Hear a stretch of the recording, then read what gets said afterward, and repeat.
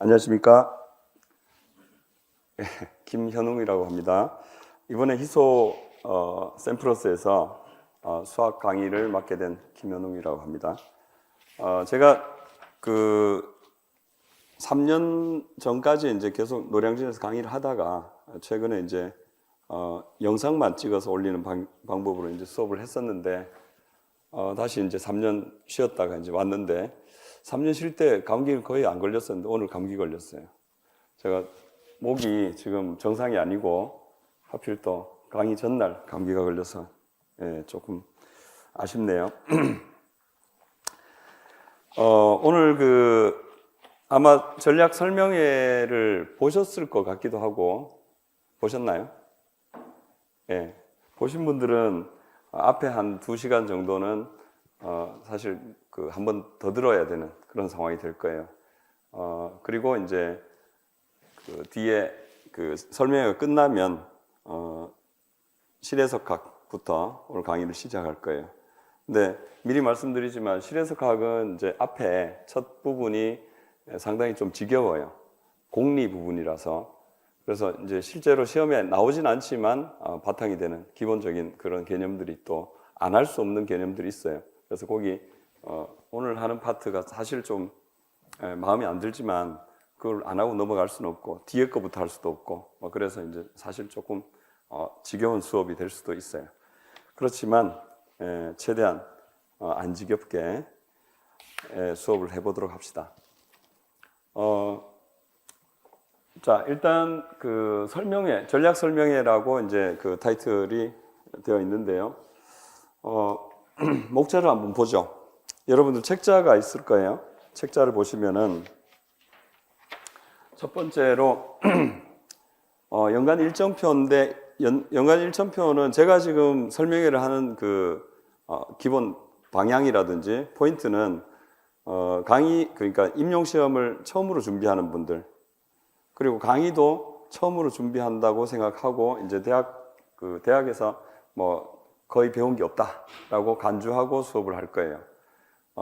그래서 이제 제가 제일 좋아하는 것, 제일 중요하게 생각하는 것은 수업은 쉬워야 되고 좀 설명이 좀 알아들어야 된다. 알아들을 수 있도록 설명하는 게 굉장히 중요하다고 보기 때문에 되도록이면 상세하고 쉽게 강의를 할 생각이에요. 자, 아무튼 지금 이 전략 설명회도 마찬가지로 강의를 우리 임용 준비를 처음 한다는 그런 방향에 맞춰서 제가 설명할 거기 때문에 연간 일정표 해가지고 처음에 1년에 맨 처음부터 뭘 해야 될지에 대해서 어떤 일정이 진행됐는지에 대해서 2026학년도 다시 말해서 25년도 작년에 일어난 일들에 대해서 1년의 과정을 제가 설명할 거고요. 그 다음에 두 번째가 이제 전형 방법하고 시험 배점이라든지 이런 내용들도 다시 한번 짚어볼 거고요. 그 다음에 합격 전략. 합격 전략은 이제 주로 제가 여기서 시간을 보내게 될 것 같아요. 자, 그 다음에 커리큘럼. 이제 합격 전략에 맞게 커리큘럼을 짜놨어요. 그리고 뒷부분은 아마 여러분들이 책자에 나오는 내용인데 가지고 가서 한번 보시면은 유용하게 보실 만한 내용들이 있을 거예요. 합격선이라든지 1차 합격선이라든지 아니면 경쟁률, 그 다음에 추천도서, 전공별로 각 분야별로 이런 내용들. 그 다음에 이제 작년 11월 22일인가요? 그때 봤던 기출문제 해설까지 여기 소개되어 있고요. 그 다음에 특히 여기 34년간 지금 임용시험 나이가 34년이 됐어요. 그래서 대체로 여러분들보다 훨씬 많죠. 34년 동안에 출제된 분야별 출제표가 또 있어요. 그리고 보시면은 어디가 많이 출제가 됐는지 그런 것들을 이제 한눈에 볼 수 있도록 분야별로 제가 책자에 수록을 해놨어요. 아무튼 이런 과정에서 이제 진행이 될 거고요. 자, 말씀드렸던 대로 연간 일정표는 보니까 너무 복잡하죠. 그래서 요약 정리를 다시 한번 해봤어요. 맨 처음에 이제 한국사 능력시험 검정 이게 이제 처음에 도입되면서 이게 도입된 게 한 10년 좀 넘는데 이게 처음 도입되면서 이제 이게 사실상 1차 시험이 돼 버렸어요. 그래서 그냥 평소에 그냥 뭐 아르바이트하고 뭐 이렇게 하다가 나중에 이제 한번 임용시험 11월 달 되면 한 9월 달 이쯤에 이제 시험을 한번 쳐볼까 하는 그런 허수가 좀 있었어요, 옛날에. 수험생 중에. 그래서 그런 분들이 이제, 시험을 보려면은 미리 준비를 해야 된다는 거죠. 그래서 이게 뭐 다 갖고 계신 분들도 있을 거고, 그죠? 아닌 분들도 있을 거예요. 자, 1년에 5번 치고요. 요게 마지막 기회일 거예요. 80회. 작년 기준으로 요게 마지막 기회였을 거예요. 아무튼, 요렇게 시험을 보면, 여기 발표가 나왔을 때, 그죠? 발표가 나왔을 때 요걸 이제 여러분들 원서에 제출을 해야 되죠. 자, 제출해야 되기 때문에, 여기 사전 아마 한 9월쯤 이게 그 데드라인인데 지금 갖고 계신 분들이 많을 거고 뒤로 갈수록 불리해요. 지금 뭐 흥선대원군 이런 거 얘기하고 있을 때가 아니지. 맨 처음에 지금 만약에 안 갖고 계신다면 올해 기준으로 봤을 때는 요게 뭐 1월 달, 그죠? 늦어도 4월 달 안에는 이제 한국사 시험을 마무리하시고 그렇게 진행을 하셔야 된다라는 얘기고, 그 다음에 뭐 마지막 기회가 아마 80회가 될 거예요. 여기에 지금 요거는 올해 거예요. 올해는 이미 이거는 이제 결정이 돼 있기 때문에 제가 올해 걸 써놨어요. 자, 그 다음에 사전 예고가 이제 8월 6일 날 작년 같으면은 진행이 돼요. 8월 달. 이 유래는 잘 아실 것 같긴 한데 수학은 이제 우리 작년에 뭐 거의 한 몇 명을 뽑았나요? 한 400명 이쯤 되나요? 300명, 400명 이렇게 많이 채용을 하죠. 근데 과목이 조금 많이 뽑지 않는 과목들이 있어요. 그런 과목 같은 경우에는 1년 열심히 공부했는데 나중에 시험 발표, 최종 모집 요강이 나오면은 그때는 뭐 전국에서 한 명도 안 뽑았던 그런 시점도 있었어요. 뭐 특정 과목을 말씀드리기가 좀 그렇지만, 그래서 그 공부를 1년 내내 열심히 했는데 10월 달 여기 모집 요강을 보니까 한 명도 안 뽑더라. 그래서 울면서 집에 가는 그런 케이스도 있었다. 그래서 그때 이후로 여기 사전 예고가 발표가 이제 지금 8월 달이라도 올해 몇 명 정도는 뽑을 것이다. 플러스 마이너스 알파 해가지고 뒤에 약간의 변동은 있을 수 있지만 미리 알려드리는 그런 일정이 생긴 거예요. 그 다음에 계획 공고는 10월 달, 그 다음에 원서 접수는 10월 13일부터 17일까지 이제 일주일 동안 진행이 됐고요. 그 다음에 1차 시험이 11월 22일 날 작년에 이렇게 진행이 됐죠. 그러고 난 뒤에 발표가 5주 후에, 그죠? 발표가 나요.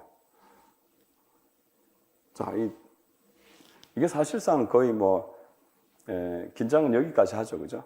근데 2차 시험 요즘은 많이 순위가 많이 바뀌어요. 자, 그래서 2차 시험도 좀 굉장히 좀 신경을 써야 되는 그런 부분이죠. 자, 그런데 2차 시험을 지금 볼 필요는 없다, 관심을 가질 필요는 없다는 거 아시겠죠? 여기 보시면은 1차 시험을 보고, 그죠? 자, 여기 1차 시험 보고 터치하니까 이 넘어가 버리네. 자, 1차 시험을 보고 5주 후에 발표되고 4주 후에 5주에 발표되고 4주 후에 2차 시험이죠. 그러니까 결국은 2달이 있어요. 그래서 2차 시험은 그냥 이때 하시면 돼요. 이때. 그래서 지금은 무조건 1차 시험만 공부하는 거예요. 그래서 2달의 시간 동안에 뭐 다른 할 일도 없고 이것만 하시면 된다. 그래서 2차 시험은 지금은 잊어버리셔도 된다. 일정상. 그 다음 최종 발표는 뭐 2월 5일 날 이렇게 되는 이런 일정이에요. 해서 이제 지금은 1차 시험에 전임하실 때고 특히 한국사는 빨리 해결하시는 게 좋겠다. 뒤로 갈수록 불리하다라는 거. 그 다음에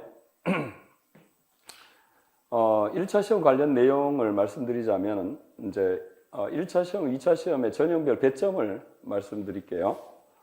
다 아실 건데 그냥 편하게 들으세요. 자, 1차 시험 100점이죠. 150% 선발하는데요. 2차 시험에 100점, 또 여기서 이제 1차 시험, 2차 시험 합산한다는 것은 되게 중요한 내용이죠.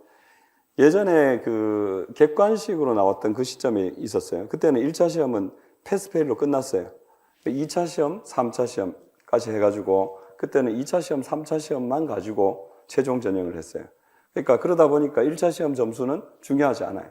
근데 지금은 1차 시험의 영향력이 2차 시험에도 최종에도 당연히 영향력을 미친다. 그래서 1점이라도 1차 시험을 통과하는 시점에 1점이라도 더 받아서 이제 뒤에 점수에 보탬이 돼야 된다. 그래서 이제 1차 시험에서 아주 월등하게 올라간 사람은 2차 시험을 웬만큼 못 봐도 최종 합격을 하는 그런 그 현상을 볼 수 있어요. 그래서 1차 시험은 무조건 1점이라도 더 받아야 된다라는 거. 그 다음에 1차 시험에 이제 그 배점은 뭐 교육학 20점, 전공 80점이죠. 전공에서 이제 여기 70%가 내용학이에요. 저희들하고 할 거. 그 다음에 교육학, 수학 교육학은 30%. 그러니까 전공을 100%로 봤을 때 7대 3으로 출제가 되고 있어요. 배점으로 56점, 24점. 그 다음에 여기 2차 시험은 뭐 제가 전공 뭐 아는 내용이 아니라서 이런 식으로 되고 있다. 이거는 2차 시험, 1차 시험 보시고 관심을 가져도 충분해요. 그 다음에 1차 과목별, 문형별 배점을 말씀드리자면 1차는 1차 시험에서 이제 1교시 그죠? 60분 해가지고 교육학 20점이고 논술형이죠. 한문항이 그죠? 그 다음에 휴식 40분 치고요. 있고 그 다음에 2교시에서 전공 A 90점, 90분 그 다음에 내문학, 팔문학 12문항이에요. 그죠? 40점. 그 다음에 뭐 이 전공은 다 섞여요. 40분 휴식하고 그 다음에 전공 B가 나오고 역시 이제 2문제, 9문제 그 다음에 40점이 돼요. 배점으로는 요 틀은 그대로 지켜져요. 여기서 한 문제가 더 많죠. 전공 A가. 그래서 이제 전공 A에 보면 2점짜리가 하나 더 많아요. 그래서 여기에서 이제 보통 이제 전공 B가 좀 어렵다는 전공 B에서 뭐 문항이 하나 적다고 해가지고 조금 어렵게 내는데 그래서 그런 거 치고는 또 한 문제 가지고 차이가 나지만 전공 B가 사실상 굉장히 좀 어렵게 예년 같으면 그렇게 됐었는데 바로 작년은 이제 예외적으로 전공 B가 더 쉬웠어요. 그런 얘기가 더 많았고 그 다음에 시험 종료는 2시 20분 점심시간 없이 이렇게 진행이 되죠. 그리고 이제 합계 24문항이고 100점 이게 이제 사실상 우리가 90% 이상의 95% 이상의 노력을 기울여야 될 시험이죠. 2차 시험은 어차피 1차 시험에 상당히 의존하기도 하고 그 다음 2달 동안 적당히 열심히 해주면 1차 시험을 아주 못 본 사람들 말고는 어차피 그 비례로 이제 되게 될 것이다 이거죠. 자, 그러면은 세부 단원별 배점을 보면은 우리 그 내용학만 생각하자면 해석 분야가 43%예요. 그죠? 그 다음에 대수학이 38%, 그 다음 위상기하 21% 이렇게 되죠. 해석학을 보통 뭐라고 생각하고 있죠? 해석학은 실해석학, 실변수 해석학, 그게 해석학이죠. 미적분학까지 해서 그렇고 복수 해석학 12.6점. 그 다음에 통계도 해석학이라고 봐요. 해석학의 응용이죠. 다중적 분이 나오니까. 그 다음 대수학 분야는 정수론, 현대대수, 선형대수, 이산수학까지 해서 38%, 위상기하 이렇게 배점이 되어 있어요. 자, 그리고 올해 나온 내용들. 올해라는 게 작년 11월 22일 날 출제된 내용이고 지원자 수 경쟁률 이거는 나중에 한번 보시면 되겠고 최근에 명예퇴직 이슈가 있어가지고 그 현직 교사들이 이제 일찍 그 퇴직을 하는 그런 상황이 됐어요. 내용 아시나요? 자, 그래서 이제 작년 같으면은 굉장히 많이 뽑았죠. 그 전에 예년에 비해서. 그래서 경쟁률도 한 4대 1 뭐 이렇게까지 내려갔어요. 원래 한 7, 8대 1까지 됐었는데 거의 뭐 상당히 많이 내려가서 지금이 사실은 기회예요. 올해도 마찬가지예요. 올해도 명예퇴직 이슈가 있기 때문에 명예퇴직을 하는 이유가 아시죠? 62세 정년이지만 그 전에 퇴직을 하는 거죠. 덧셈 뺄셈을 해보니까 경제적으로 봤을 때는 이제 빨리 퇴직하는 게 더 낫더라라는 결론이 나오는 임금 피크제 때문에. 임금 피크제까지는 관심이 없나요? 아직 되기 전이라서. 원래 그 퇴직금이라는 게 이제 그 퇴직하는 최종 3년의 평균 월급의 근속 연수거든요. 거기서 이제 연금도 거기에 의해서 계산이 되고. 근데 퇴직하는 시점에 급여가 예전에는 이렇게 곡선이 끝까지 올라가는 그런 곡선이었어요. 근데 지금은 끝까지 올라가는 만 62세 근처가 되면 사실상 뭔가 이렇게 어떤 상황을 봤을 때 경제적으로 그렇게 많이 필요하지 않은 상황이에요. 만 62세가 되면. 근데 그 전에 좀 더 많이 필요하죠. 경제적으로 이제. 그래서 임금 피크제라는 건 그 전에 많이 필요할 때 50대 후반이나 이때 이제 최고가 되고 맨 마지막엔 좀 내려가는, 급여가 이렇게 퇴직하는 순간에 내려가요. 그러면 퇴직금 계산에서 굉장히 좀 불리해져 버려요. 그 임금 피크제가 되면 맨 마지막 순간에 급여가 내려가기 때문에 평균 3년이 거의 근속연수 곱하는 건 똑같으니까.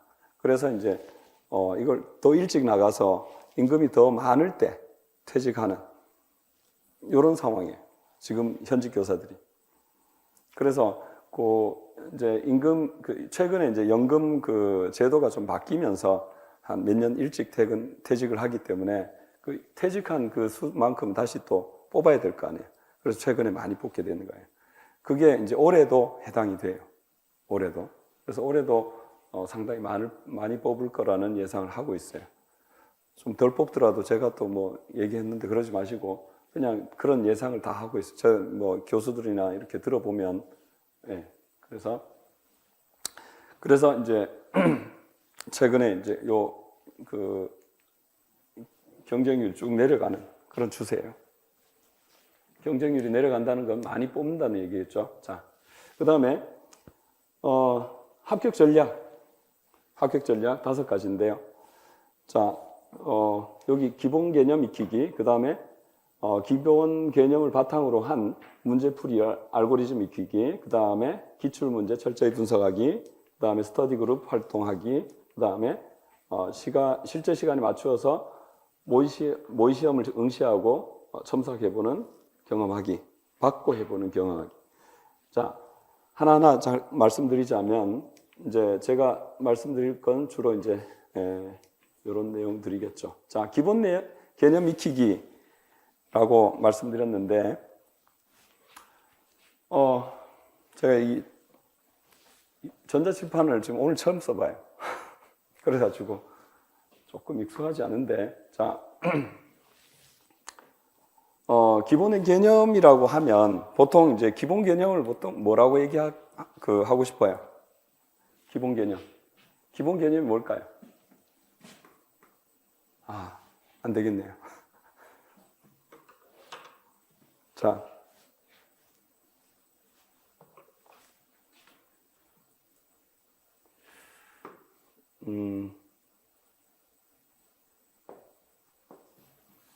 자, 지우고.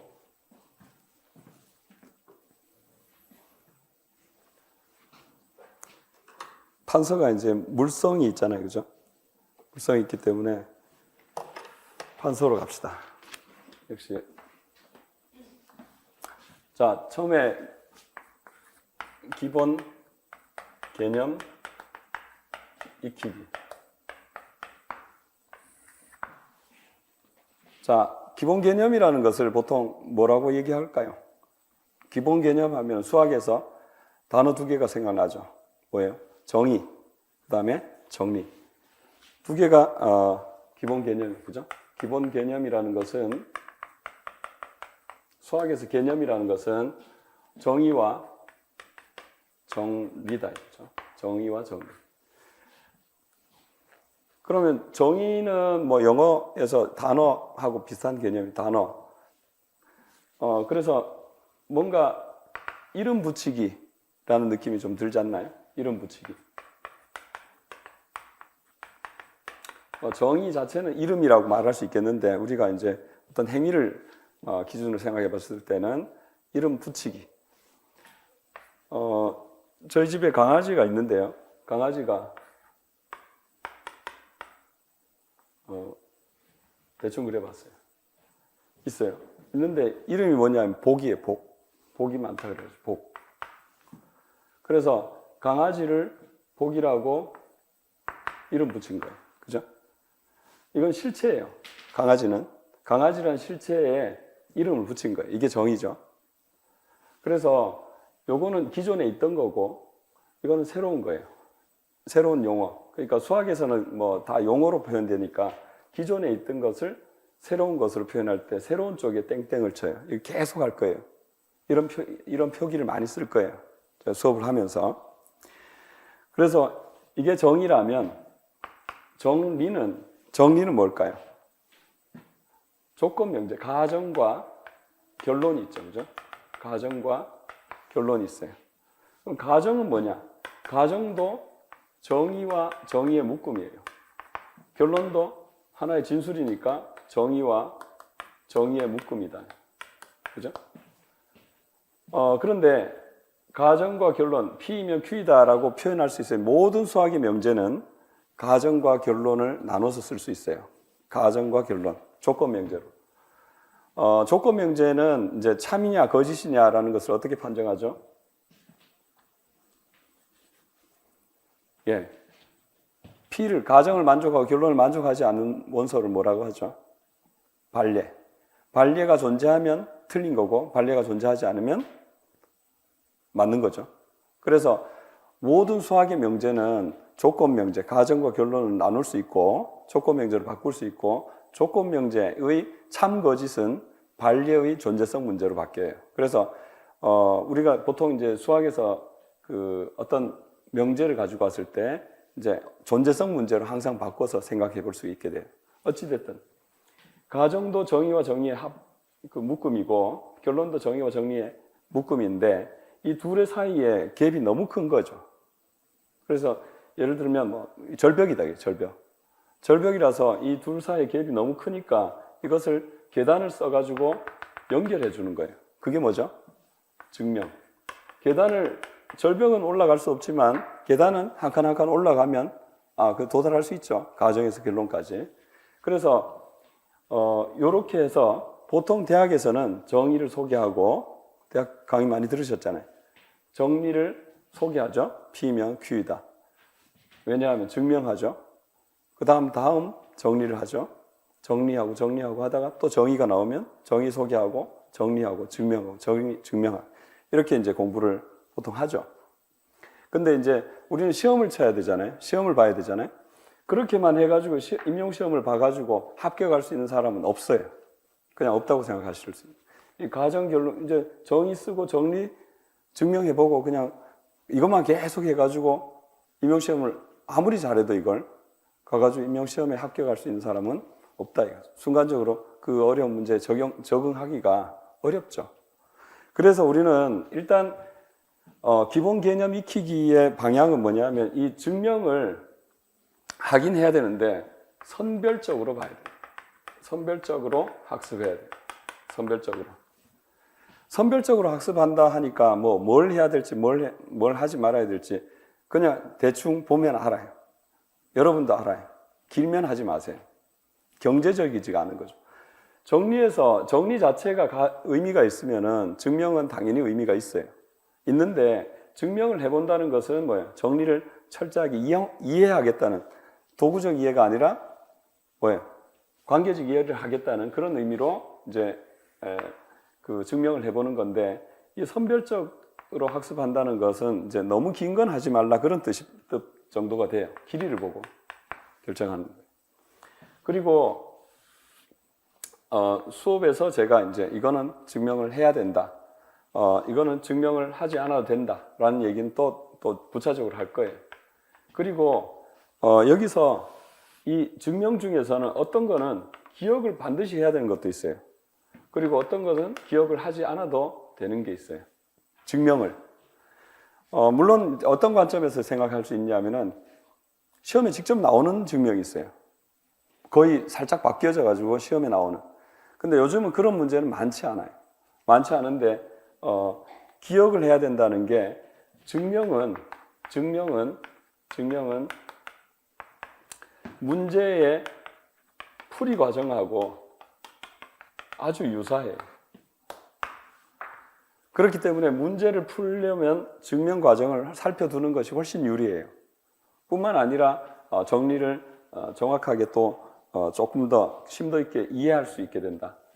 그렇게 해서 정의와 정리를 이렇게 선별적으로 증명을 해보면서 이해하고 거기서 끝나는 게 아니라 당연히 뭐예요? 문제를 풀어야 되겠죠. 그게 이 정리와 정리의 응용이라고 볼 수 있겠죠. 그죠? 근데 이 문제는 뭐가 있느냐 하면 종류가 보통 예가 있고요. 뭐 우리 책에서 예를 하자면 보기가 있고 예제가 있고 그 다음에 연습 문제가 있어요. 예제는 뭐 유제하고도 무게가 비슷해요. 그 다음에 연습 문제는 우리 기출문제 수준이라고 생각하면 돼요. 기출문제. 자, 이 문제들을 당연히 풀어봐야 되죠. 수업 중에 당연히 정의를 소개하고 정리도 소개할 거예요. 정리를 소개하는데 정리의 증명도 제가 선별적으로 소개를 할 거예요. 그럼 이건 하지 마라, 이건 해야 된다. 심지어 우리 책에는 증명을 소개하지 않는 책도 아는 증명도 꽤 있어요. 그런 건 절대로 할 필요 없어요. 하면 좋아요. 하면 좋은데 할 필요가 없다는 얘기는 지금 시간이 없잖아요. 지금 1년 지금 해봐야 11개월도 안 되는 이 시간 동안에 공부를 하기 위해는 너무 많다 이거죠. 그러니까 경제적인 의미에서 그 증명들을 따라하지 않는 게 좋다라는 얘기. 그러면 이런 학습에서 봤을 때 이제 이런 식의 이제 증명을 할 때 예를 들어서 이런 생각을 해볼 수가 있어요. 자, 실해석학에서 그래서 뭐가 있느냐 하면은 실해석학에서 가장 중요한 정리다라고 얘기하면 실해석학이라는 거 여러분들 대학 교육 과정에서는 실자를 날리고 해석학이라 그래요. 실해석학하고 비교가 되는 게 뭐가 있나요? 복소 해석학이죠. 변수가 복소수고 변수가 실수고 이런 차이죠. 근데 실수가 더 복소수보다 더 그 원조의 수체계잖아요. 그러니까 그냥 실수는 생략해도 해석학이라 해도 실해석학이라고 이제 우리 과목명을 그렇게 부르고 있어요. 근데 원래 이제 그 분류를 하자면 리얼 어널리시스가 맞아요. 자, 이거는 우리가 여기서 실해석학에서 제일 중요한 정리다라고 얘기하면은 뭘까요? 실해석학은 주로 뭘 다루나요? 미분, 적분을 다루죠. 미분, 적분을 다루니까 미적분학이라 부르기도 하죠. 미적분학에서 제일 중요한 정리. 미적분학의 뭐죠? 기본 정리. 이게 원투가 있죠, 그죠? 원투. 미적분학 기본 정리가 미적분학이 제일 중요한 정리예요. 그럼 대수학이 제일 중요한 정리 뭘까요? 대수학 기본 정리예요. 대수학의 기본 정리 아시죠? 아시죠 하면 안 되죠. 제가 쉽게 강의하기로 했기 때문에. 대수학의 기본 정리는 n차 복속에서 다항식은 n개의 복소수근을 갖는다. n개 1차식 곱으로 인수분해야 된다. 어디에 내서? 복소수 내에서. 그죠? 자, 대수학의 기본 정리. 그 다음 정수론의 기본 정리. 정수론이 제일 중요한 정리예요. 곡선론의 제일 중요한 정리. 곡선론의 기본 정리. 뭐뭐의 기본 정리하면은 그 분야의 근간이 되는 정리다 라고 생각하시면 돼요. 이 정리를 이해하기 위한 도구들, 이 정리를 활용하기 위한 도구들, 이런 것들이 해석학이에요. 그렇게 생각하셔도 무방해요. 약간의 가시는 뻗어나가도. 그래서 자, 미적분학 기본 정리의 증명을 살펴보면은 뭘 이용하느냐면 평균값의 정리를 이용해요. 평균값의 정리. 평균값의 정리는 뭘 이용해서 증명하느냐? 평균값의 정리는 뭐에 일반화죠? 롤의 정리. 롤의 정리. 롤의 정리는 뭘 이용해요? 최대? 자, 그냥 막 쓸게요. 최소 정리. 몰라도 돼요. 자, 지금은 몰라도 돼요. 나중엔 알아야 돼요. 자, 최대 최소 정리는 볼자노 와이스라스의 정리. 볼자노 와이스라스 정리는 축소 구간 정리 혹은 축소 구간 성질이라고 부르기도 해요. 그 다음에 축소 구간 성질은 최공리, 순서공리, 완비성공리. 자, 최공리, 순서공리, 완비성공리는 어떻게 증명하죠? 못해. 증명 안 하기로 했어요. 그냥 받아들이기로 했죠. 이 미적분할 기본 정리를 써가지고 또 그린 정리가 증명이 되고 그린 정리를 이용해가지고 복소 해석학의 코식 우르사 정리가 증명이 되고 뭐 이렇게 쭉 나가요. 그러면 이제 실해석학을 공부할 때 이 증명 관계를 당연히 이해하셔야 되고 증명 관계를 이해하고 계시면 예를 들어서 롤의 정리를 이용해가지고 평균값 정리를 증명할 때 평균값 정리는 이제 폐구간 AB. 자, 이 내용을 보시라는 건 아니에요. 지금 여기서 자, 이렇게 된 함수 y 꼴 fx가 있으면은 여기서 평균 변화를 하고 일치하는 순간 변화를 갖는 점이 뭐예요? C가 AB 사이에 존재하더라. 이게 평균값 정리 아니에요? 근데 이 평균값 정리에서 FA와 FB가 서로 같은 경우가 뭐예요? 롤의 정리죠. 그래서 FA와 FB가 같기 때문에 평균 변화율이 뭐가 될까요? 제로가 되죠. 그죠? 0이 되죠. 그래서 FA 이꼴 FB라는 조건이 추가되면 뭐예요? 미분이 0이 되는 점이 나타난다라는 사실을 롤의 정리라고 할 수 있는데 이걸 보면 이거는 자명한 얘기예요. 그런데 이 사실 롤의 정리를 이용하면 평균값 정리를 이제 이렇게 확장할 수 있는데 그 상황을 보고 여기서 이제 이 함수에서 이 함수를 뭐예요? 곡선에서 직선을 뺀 함수를 가지고 오면 어떤 모양이 될까요? 이런 모양이 된다는 거 아시겠어요? 곡선에서 직선을 뺀 함수가 이 함수죠. 여기서 이거하고 이거 같다는 얘기는 미분이 그림이 좀 마음에 안 들죠? 자, 미분이 제로 되는 점이 같은 점이 돼요. 그래서 결국 이제 평균값 정리의 증명을 이해하려면은 롤의 정리로부터 증명이 된다는 사실로부터 요 관계를 알아두면 평균값 정리의 증명 아이디어가 금방 생각이 나요. 연상작용에서. 자, 요걸 지금 자세히 다루진 않을 거예요. 그럼 시간이 너무 오래 걸리기 때문에. 아무튼 롤의 정리에 의해서 평균값 정리를 증명할 수 있다는 사실을 미리 알아두면 금방 이 증명 아이디어가 생각이 난다. 뿐만 아니라 최대 최소 정리를 이용해서 롤의 정리가 증명이 되는 것도 마찬가지예요.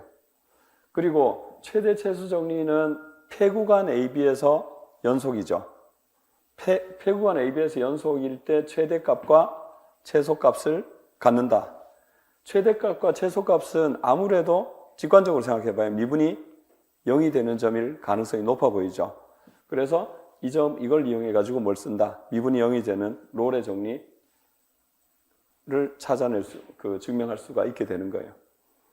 자, 상세한 얘기를 생각해볼 상황은 아니지만 이게 증명 관계를 이렇게 기억해 두는 것은 이제 여기 개념 학습에서 굉장히 중요하다 이거죠. 여러분들이 이제 실해석학이 끝날 때쯤 되면 제가 강의를 하면서 우리가 같이 이제 실해석학이 5주 강의인데 끝날 때쯤 되면 이 증명의 관계를 어느 정도 여러분들이 할 수 있어야 돼요. 대체로 그렇게 돼요. 여기 증명까지 기억을 할 수 있어야 된다 이거죠. 자, 별로 안 믿는 분위기고요 지금. 자, 아무튼 이렇게 해서 기본 개념 익히기에 대해서 생각을 해봤고요. 그 다음에 자,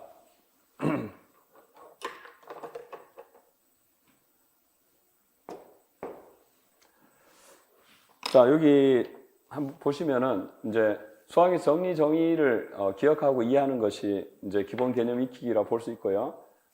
단어 수거 공부하는 것과 같은 의미다라는 얘기. 그 다음에 이렇게 그 기본 개념을 익힐 때 증명을 해보는 것은 기억이나 동기부여나 새로운 내용에 더 잘 적응하는 어디서 많이 본 거죠. 문제풀이의 결정적인 아이디어로 작용한다. 증명을 해보면 자 여기 무슨 얘기예요? 이 때리면 자 기억 동기부여 새로운 내용에 더 잘 적응한다. 뭐 어떤 이해에 도움이 되는 거예요? 도구적 이해가 아니라 관계적 이해를 했을 때 이렇게 도움이 된다라는 거죠. 자, 그래서 쉬운 예들은 이렇게 얘기가 되겠고, 그 다음에 이제 또 얘기하고 싶은 것은 기본 개념을 바탕으로 한 문제풀이 알고리즘. 자, 요거 문제풀이 알고리즘에 대해서 할 말이 많아요. 자, 문제풀이 알고리즘은 일단 정의와 정리를 이해했어요.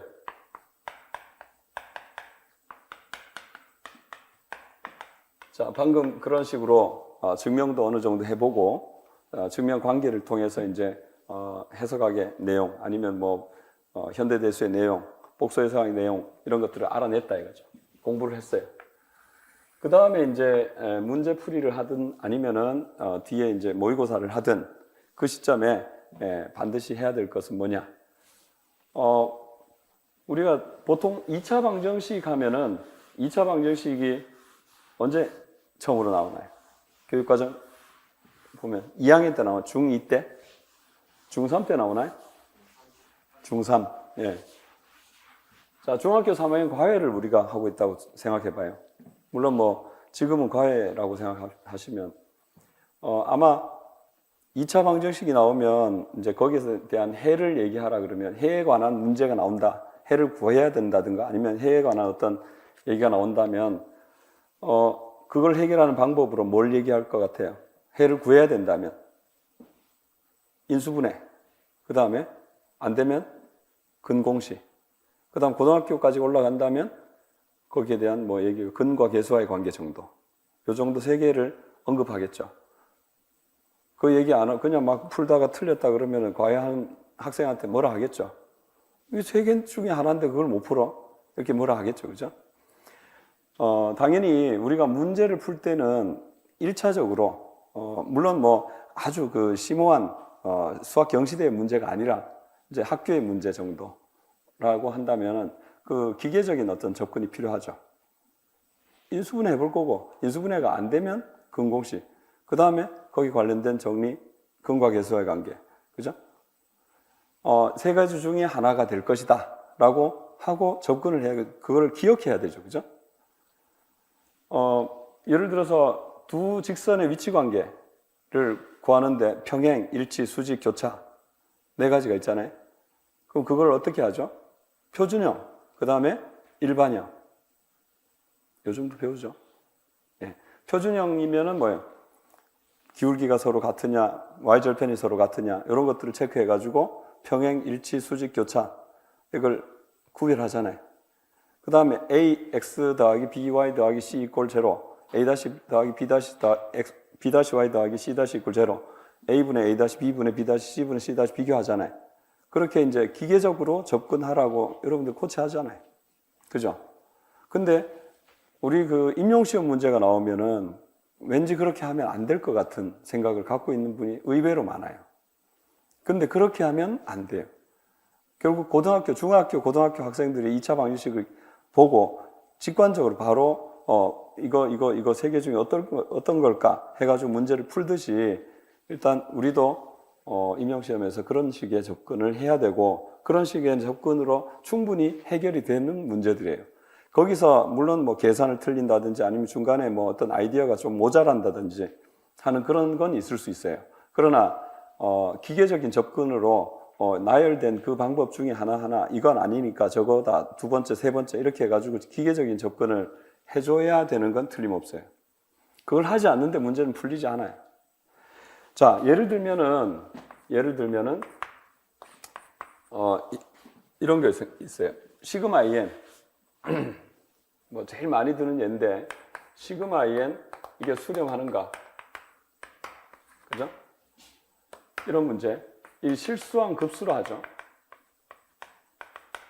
여기 AN이 실수예요. 그럼 실수한 급수가 수렴하느냐?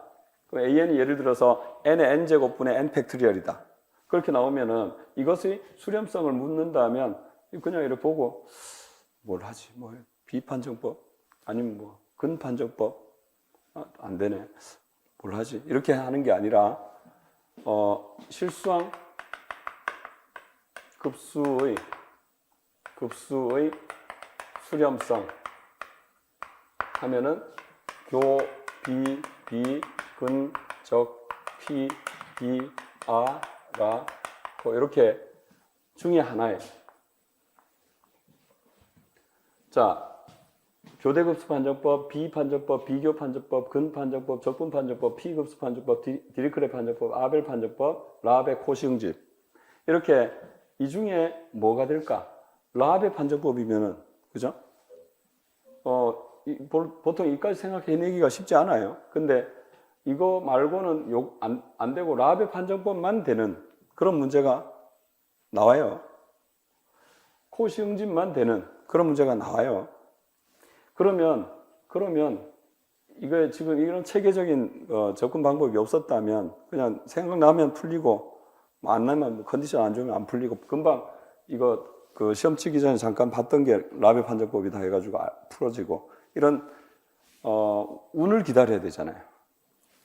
그래서 이런 기계적인 접근이 반드시 필요하다는 거. 요거는 이제 뭐 구체적으로 또 이 그 실수한 급수의 수렴성에 대해서 말씀드리자면 이거는 이제 그 예전에 한 2010한 1, 2년까지는 이 자체를 주제로 해서 문제를 나왔어요. 객관식까지. 아주 예전에는 뭐 적분판정법 이런 게 문제 하나 단독으로 5점짜리가 나왔어요. 근데 지금은 문제가 그 수준이 아니에요. 훨씬 더 어려워졌기 때문에 이 자체가 시험으로 나오는 케이스는 많지 않아요. 그런데 이게 뭐하고 연결이 되느냐 하면은 이게 연결이 되기를 와일스트라스 판정법하고 연결이 돼요. 자, 왜 연결되는지 그런 거 생각하지 마세요. 와일스트라스 판정법에서 시그마 AN, 시그마 MN의 수렴성을 체크해야 되는 경우가 나타나요. 그럼 시그마 MN이 수렴하는지를 확인하기 위해서는 이걸 해야 돼요. 그래서 다른 문제에 엮여져요. 그냥 엮여지는 문제로 나오기 때문에 이제 요 내용은 이제 엮여서라도 굉장히 자주 나오는 얘기다라는 거.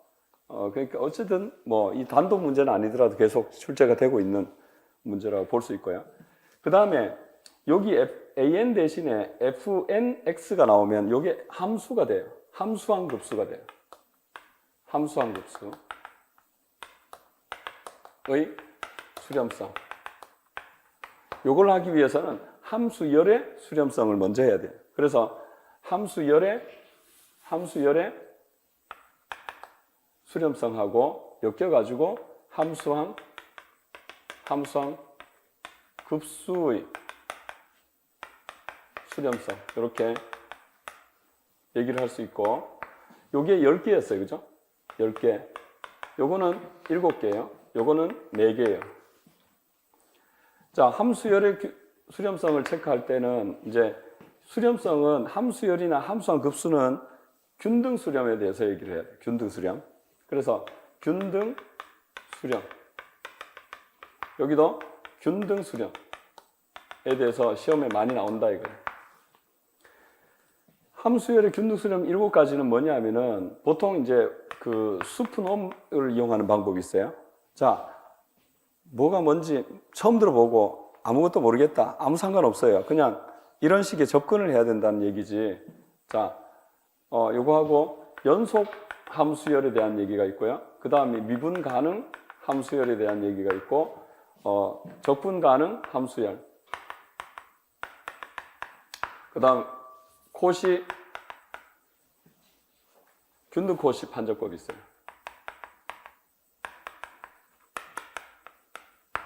자, 뭐 바빠서 좀 빨리 쓸게요, 그냥.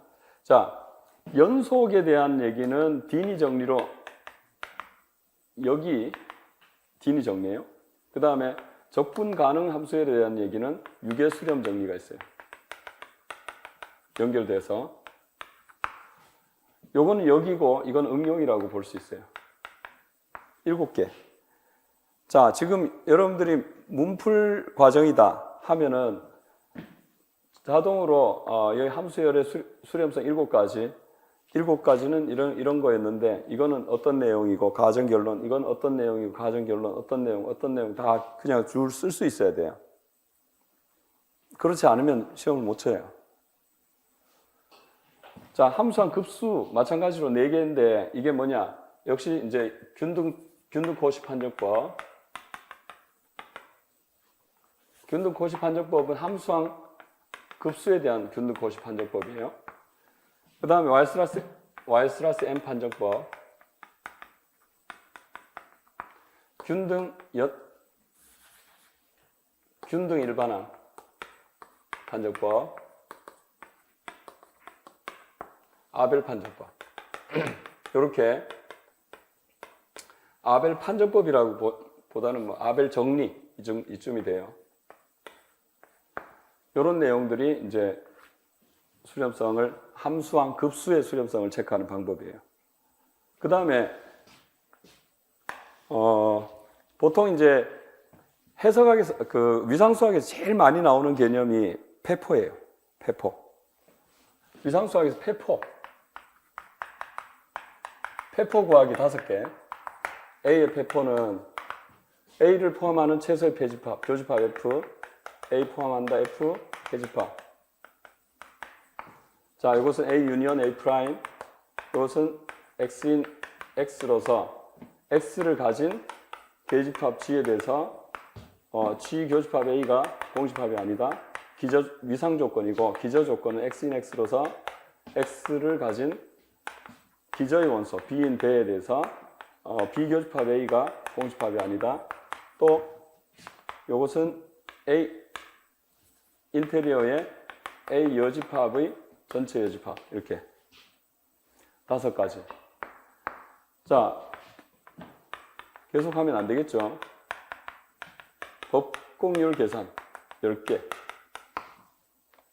법공률 우리 미분계학의 법공률 계산하는 방법 있죠.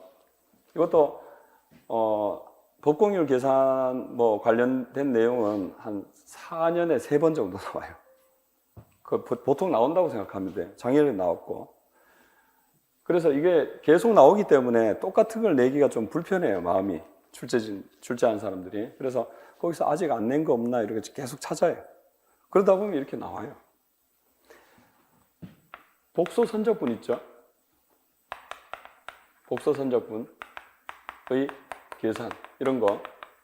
복소 선적분은 자, 복소 해석학이 뭐냐라고 물으면은 우리 요리책 있죠, 요리책. 요리책에 보면은 뭘 넣어서 어떻게 몇 분간 끓이고 어떻게 하라 요리 매뉴얼이 나오듯이 복소 해석학은 복소 선적분의 매뉴얼이에요. 복소 선적분을 어떻게 하면 계산할 수 있는지에 대해서 소개해 놓은 게 복소 해석학이에요. 당연히 복소 선적분의 계산 문제가 나올 수밖에 없죠. 그래서 매년 적어도 4점 나와요. 어떨 때는 6점 나오는 경우도 있고. 그래서 보통 이제 복소 선적분의 계산은 나온다 이렇게 생각하시면 돼요. 법공률도 매년 나와요. 그리고 이거 페포 구하는 것도 마찬가지예요. 그럼 이제 복소 선적분은 어떻게 구하느냐? 일반 곡선하고 패곡선, 단순 패곡선이 있어요. 일반 곡선은 정의하고 선적분의 기본 정리.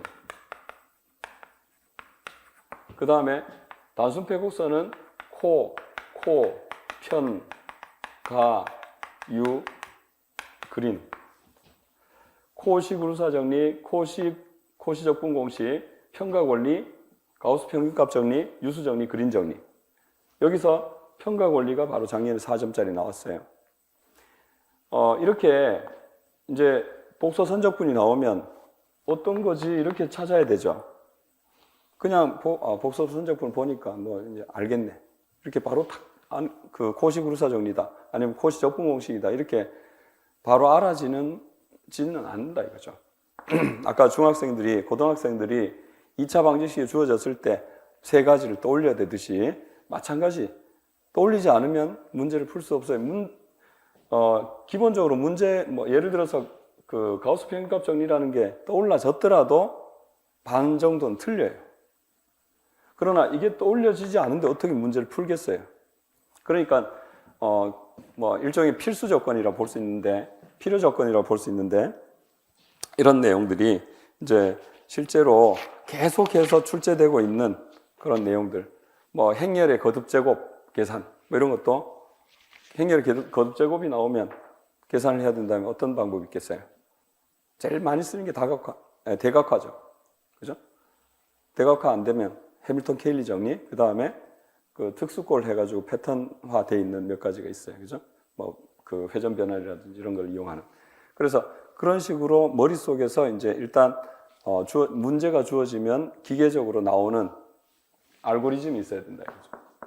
알고리즘이 돼야 안정적으로 나와요. 어떨 땐 나오고 어떨 땐 안 나오고 방금 풀어봤기 때문에 아니면 며칠 전에 내가 풀어봤기 때문에 그리로 접근하는 그런 식으로 되면 안 된다. 문제를 보고 이게 뭔지 객관적으로 복소 선적분 문제다. 그러면 이런 것들이 있었는데 어느 쪽에 접근 방법이 좋을까? 어떤 방식으로 가야 될지. 보통 이 중에 하나예요. 풀이 방법은. 그 수학교육학에서 좋은 문제 조건이 풀이 방법이 여러 가지로 나오고 뭐 이런 그런 얘기가 있죠. 좋은 문제 조건이. 근데 좋은 문제는 우리 임용시험에서 나쁜 문제예요. 왜냐하면 채점하기가 어려워요. 여러 가지 접근 방식이 있으면 채점 기준표가 여러 가지 나와야 되거든요. 그래서 되도록이면 하나를 딱 만들어가지고 이거 말고는 안 되게 만들어놔요. 그래서 그런 식이기 때문에 문제를 이제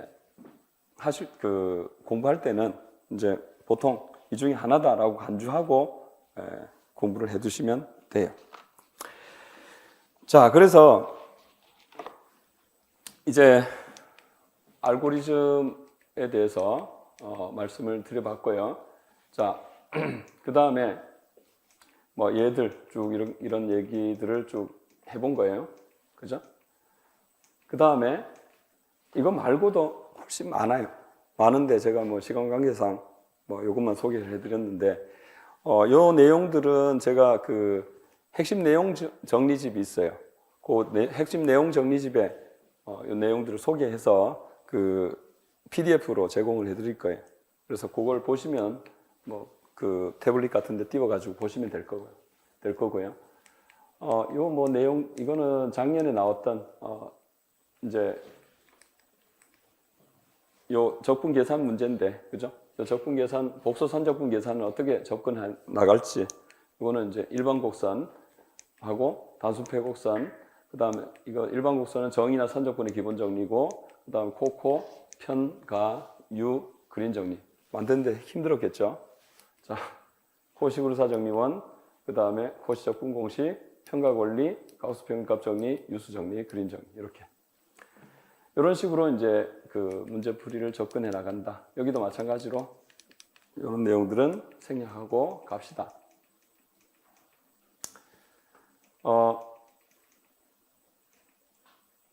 그 다음에 이제 기출문제 분석인데요. 기출문제가 예전에는 기출문제를 그렇게까지 이제 중요하게 생각하지는 않았었어요. 근데 지금은 기출문제가 그 중요하다라고 얘기하는 것은 기출문제가 사실은 전부라고 생각하셔도 돼요. 무슨 얘기냐면은 지금 34년간 임용시험이 출제가 됐죠. 임용시험이 그 나왔기 때문에 거의 600문제 가까운 그 기출문제가 있어요. 내용학에서. 그럼 수학에서 그 교수님들 한번 잡아가지고 이 정도 수준의 문제를 600문제가 나왔다라고 하면 다른 거 피해갈 수 있느냐라고 물으면은 피해가기 어려워요. 이미 다 나와버렸어요. 그러면 이 중에서 문제를 내면 다 만점이 나와가지고 그 선별이 어떤 합격자를 골라내는 서열화가 안 되느냐? 그거 아니에요. 똑같이 내도 틀려요. 똑같이 내도 틀려요. 숫자만 바꿔서 내도 틀려요. 기출문제를. 그렇기 때문에 기출문제가 이제 문제풀이다라고 생각을 해도 무방하다. 그렇죠?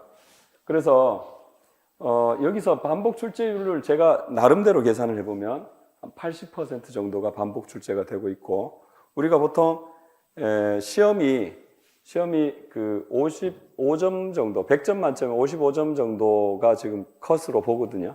1차 컷으로. 그러면 그 부산 같은 경우에 뭐 55점이었고 서울도 비슷했던 걸로 아는데 1차 컷이 그 정도 선에서 결정이 되기 때문에 이 반복 출제율 80% 여기만 어느 정도 커버를 해도 1차 시험 충분히 합격을 한다라고 봐요. 그래서 기출문제만 철저히 분석해도 기출문제만 정확하게 다시 비슷한 문제가 나오면 풀 수 있다라고 해도 시험 준비로는 충분하다. 기출문제를 하는데 이제 이해할 수 있는 정도로 공부를 해주면 충분하다라는 얘기. 그래서 여기서 철저히 분석한다는 얘기는 어떻게 응용돼도 풀 수 있어야 돼요. 그런 의미가 되겠고. 자, 여기 이제 제가 나름대로 계산하는 그 방식을 제가 해봤는데 76%, 84% 이렇게 최근에 한 80% 정도 언저리에서 그 반복 출제가 되고 있다라는 거. 동그라미는 거의 똑같은 문제. 동그라미 거의 똑같은 문제. 세모, X 이렇게 나눠서 생각해 봤어요. 자, 대비책. 기출문제를 그럼 당연히 열심히 풀어봐야 되겠죠. 기출문제뿐만 아니라 숫자 변형한 기출문제 정도까지를 푸는 게 필요해요. 그래서 제가 제공할 거예요. 수업 시간에. 자, 그 다음에 스터디 그룹 활동하기. 스터디 그룹은 이제 그 혼자서 이제 공부하시는 것보다는 스터디 그룹을 하는 게, 활동을 하는 게 한 2개 정도 하는 게 훨씬 도움이 된다라고 봐요. 왜 그러냐면은 수학은 우리 그 대학원 강의 같은 걸 보면은 수업을 하는 케이스도 있지만 발표를 시키는 게 굉장히 그 공부가 많이 되기 때문에 발표를 많이 시켜요. 말을 하면서 내가 틀린 걸 알아요. 그렇기 때문에 스터디를 하면서 이제 해보는 공부를 하는 걸 권장하고요. 뭐 구할 방법은 다 잘 아실 거예요, 그죠? 인터넷으로 우리 그 커뮤니티에서 이제 뭐 서로 할 수 있겠죠, 그죠? 표현 능력 뭐 이런 내용들. 자, 그 다음에 모의고사 봐보라는 그런 얘기인데 모의고사는 우리가 보통 9월달 중순, 뭐 9월 초순 이쯤에 그 모의고사를 개강을 해요. 개강하는데 좀 늦어요. 왜 그러냐면은 답안 작성이라든지 시간 안배라든지 이런 것들이 이제 실제로 시험 한 9월 달 되면 한 2-3달 남은 상태에서 그게 적응하기가 쉽지 않거든요. 그래서 제가 미리 그 문제를 그 모의고사 비슷한 걸 내드려요. 2주에 한 번씩 볼 수 있도록. 어떻게 내드리냐면은 뭐 뒤에 여기 한번 보시도록 하시고 일단 커리큘럼을 보시면은 자 1, 6월 달에서 이제 이론 공부가 끝나야 되고요. 2차 학습 1차 학습은 이제 우리 클리닉 전공 수학 9권을 6월 달까지 보는 거고 그다음에 기출하고 동형 문제풀이를 이제 같이 제가 제공해서 같이 풀어보도록 할 거예요. 그다음에 기초 다지기 모의고사라고 해서 이 클리닉 전공 수학이 나오는 문제들을 위주로 해가지고 2주에 하나씩 나눠드릴 거예요. 그래서 2주당 1회씩 요 기초 다지기 모의고사를 풀어봐야 되는데 20문제 정도 되고 아주 쉬워요. 그래서 답안을 미리 작성해 보시고 그 스터디 그룹을 하면서 같이 풀어보는 게 좋을 거예요. 그렇게 하고 이제 서로 그 나름대로 채점을 할 수 있으면 채점 기준을 가지고 이제 한번 채점을 해보는 경험도 이때 워밍업으로 기초 다시기 모의고사를 한번 해볼 필요가 있고요. 단원별 문제풀이를 할 때는 9과목 우리가 처음부터 끝까지 쭉 그 단원별로 나가기 때문에 또 전체적인 감이 좀 없어요. 그렇죠? 그래서 여기도 상반기 모의고사 해가지고 8회를 나눠드릴 건데 이때는 일주일에 한 회씩. 요거는 조금 더 요거보다는 어렵고 실제 시험보다는 좀 쉬워요. 그래서 여기 모의고사를 또 풀어보는 형태로 이건 다 이제 수업 시간에 할 상황은 아니에요. 시간이 너무 많이 걸리기 때문에. 그래서 제가 문제하고 요거는 이제 아마 그 채점 기준까지 이제 제공을 아마 해드릴 수 있을 거예요. 그 다음에 이제 여기 실전 모의고사 8회 이렇게 해가지고 미리 이제 모의고사를 같이 진행을 해 둘 필요가 있다라는 거. 이렇게 이제 커리큘럼이 돼 있고요. 나머지는 이제 지금 시계가 강의실에 없네요. 지금 이렇게 오랜 시간이 지났네요. 아무튼 이렇게 해서 그 전략 설명회는 이제 마무리하도록 하고 실해석학으로 이제 수업을 진행을 하도록 합시다. 오늘 아마 첫날이라서 이제 강의 교재가 이제 준비가 아직 안 되셨을 거예요.